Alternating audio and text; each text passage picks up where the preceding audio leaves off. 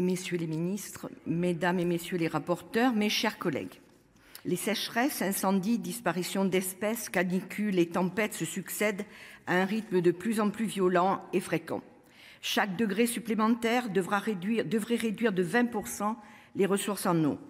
À l'heure de la COP28, les efforts des États pour limiter les émissions de gaz à effet de serre sont très insuffisants selon l'ONU. Aucun pays du G20 ne réduit ses émissions à un rythme conforme à ses objectifs. Les 10 milliards d'euros annoncés par le gouvernement, dont 7 milliards dans le budget 2024, sont certes un effort significatif, mais loin des 30 milliards d'investissements par an nécessaires pour atteindre la neutralité carbone chiffrée dans le rapport Pisani-Ferry. Par ailleurs, le bilan nous interpelle avec une baisse de 13,6 milliards d'euros d'autorisation d'engagement, soit plus de 35%, et une baisse de près de 15 milliards, soit plus de 40%, sur les crédits de paiement.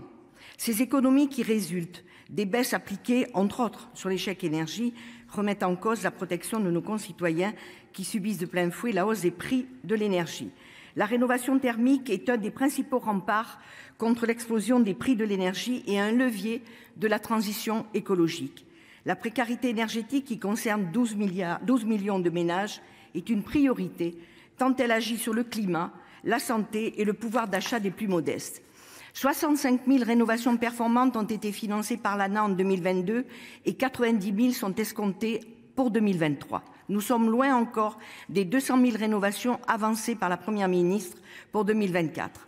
À la fin du premier trimestre 2023, l'ANA recensait moins de 10 000 rénovations globales et la massification dans la mise en œuvre de MaPrimeRénov' mérite une vigilance accrue. Le développement du dispositif au travers d'une procédure dématérialisée complexe a multiplié les opérateurs et nombre de nos concitoyens ont subi des escroqueries par le biais de démarcheurs frauduleux. Pour mener à bien ses missions, l'ANA doit disposer de moyens supplémentaires tant dans ses missions de contrôle que de liquidation des aides. En effet, sur le terrain, les retards de paiement peuvent placer les artisans dans une situation économique difficile. Des crédits à la hausse pour les infrastructures, c'est vrai dans ce budget. Le transport ferroviaire enregistre une augmentation de 260 millions d'euros par rapport à 2023 pour atteindre près de 3 milliards. Néanmoins, si l'on considère l'objectif affiché de 100 milliards d'euros d'ici 2040, c'est bien 6 milliards annuels qui seraient nécessaires pour mettre en œuvre une ambitieuse feuille de route. Les services express réseau métropolitain qui vont mobiliser 40 milliards d'euros, le fret ferroviaire et le transport de voyageurs qui doivent doubler d'ici 2030, le budget indispensable à SNCF Réseau pour les travaux de régénération des rails, aiguillages et caténaires. Je note avec satisfaction les efforts financiers déployés sur les lignes intercités, particulièrement sur la ligne Paris-Orléans-Limoges-Toulouse, la ligne POLT, qu'il serait bien heureux, Monsieur le Ministre, de parfaire en procédant à l'électrification de la ligne Périgueux-Limoges et Périgueux-Coutras qui figure au CPER Nouvelle-Aquitaine depuis 2015. La gestion de l'eau reste aussi un sujet majeur et les différents travaux menés au Sénat sur le sujet sont révélateurs de la nécessité de préserver la quantité et la qualité de l'eau afin d'assurer la disponibilité de l'eau douce pour la population. Si le plan eau prévoit une augmentation du budget des agences de l'eau de 475 millions par an, il est urgent d'agir en supprimant le plafond mordant pour augmenter significativement les moyens financiers nécessaires, notamment à la rénovation des réseaux, lorsque l'on sait qu'1 litre d'eau sur 5 part dans les fuites.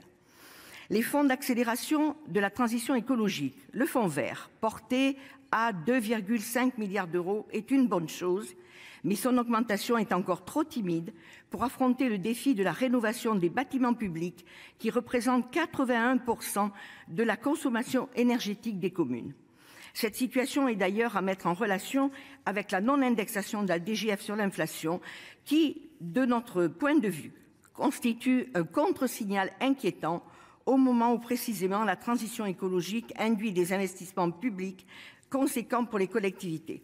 Le virage écologique et social que nous devons prendre nécessite des investissements massifs pour respecter les accords de Paris.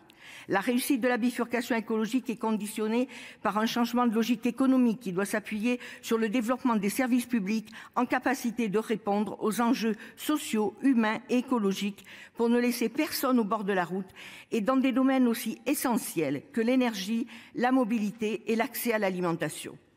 En l'état, nous ne voterons pas les crédits de